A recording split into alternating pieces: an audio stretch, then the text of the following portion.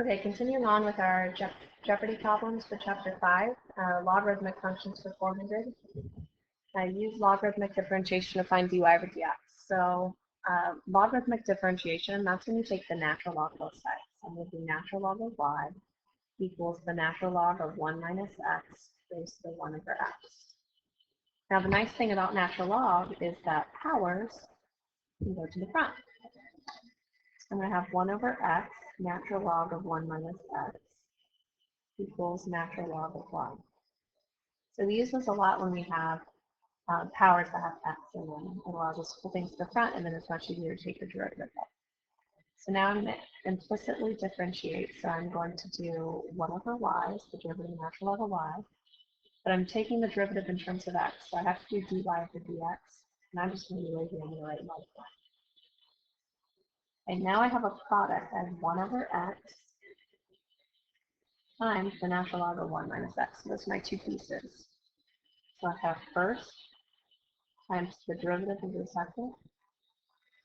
And notice since I have 1 minus x on the bottom, I need to do the derivative of that as well, which is just negative 1.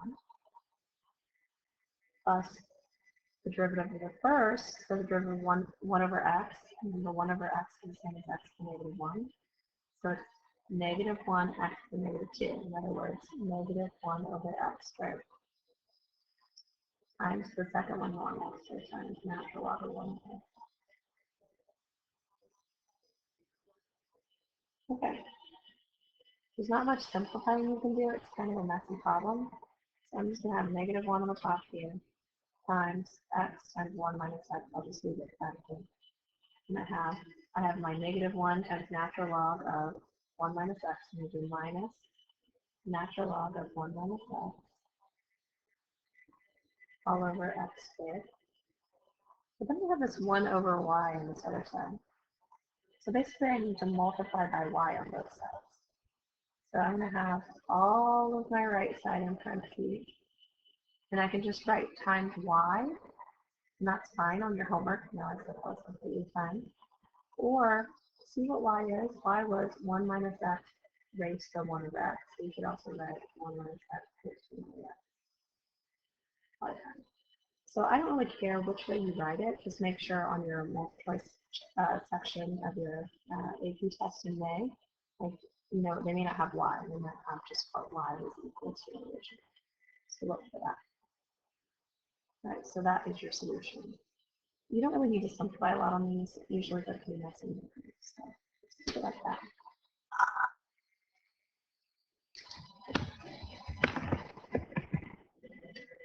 Okay, the next one, it says use logarithmic differentiation to find the equation of the tangent line to the function y equals this.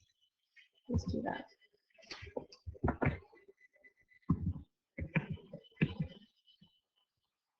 Y equals the natural log of x raised to the sine of x.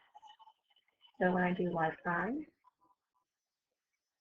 now I have natural log raised to the sine of x. So I would first rewrite, actually you can't do that because this is not, you can't bring the sine of x to the front. You can't do that because it's not x raised to the sine of x. That's when it's bring it to the front. So we're going to have to do logarithmic differentiation. So this is going to be natural log of y equals natural log of x raised to the sine of x. So now we're allowed to put the natural log of x that's being raised to the sine of x.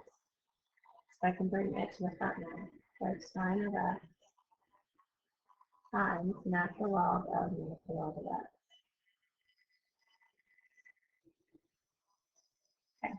Now, a lot of people think that's kind of confusing. Here's what's confusing. If I have the natural log of x to some constant, that means that it was natural log of x times itself c times.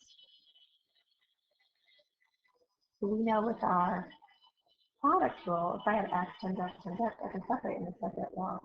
It would be natural log of x plus natural log of x, and so on, c times.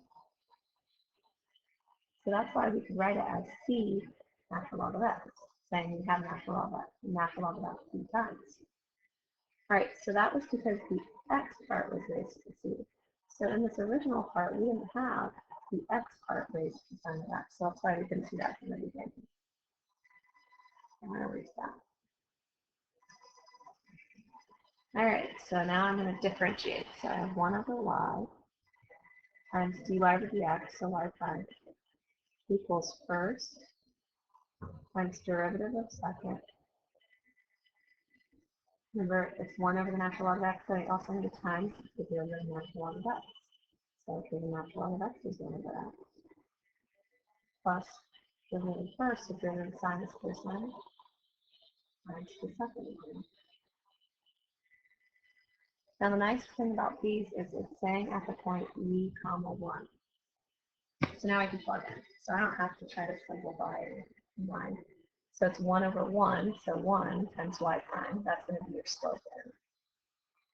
So sine of e times 1 over natural log of e times 1 over e plus cosine of e times natural log of e. Okay. Natural log of e is 1. So this is now natural log of 1, which is 0. So this whole part here is gone. So that's really nice. So basically we have m is equal to sine of e over e natural log of e. Okay, you can find the approximation of that, or you can just leave it as it is. So it's y minus y1, so y1 is 1, equals m, so sine of e, over e natural log of e, times x minus x1 is e. And that's your solution. Now, if you guys had actually found that value, sine of e, I had it in radians,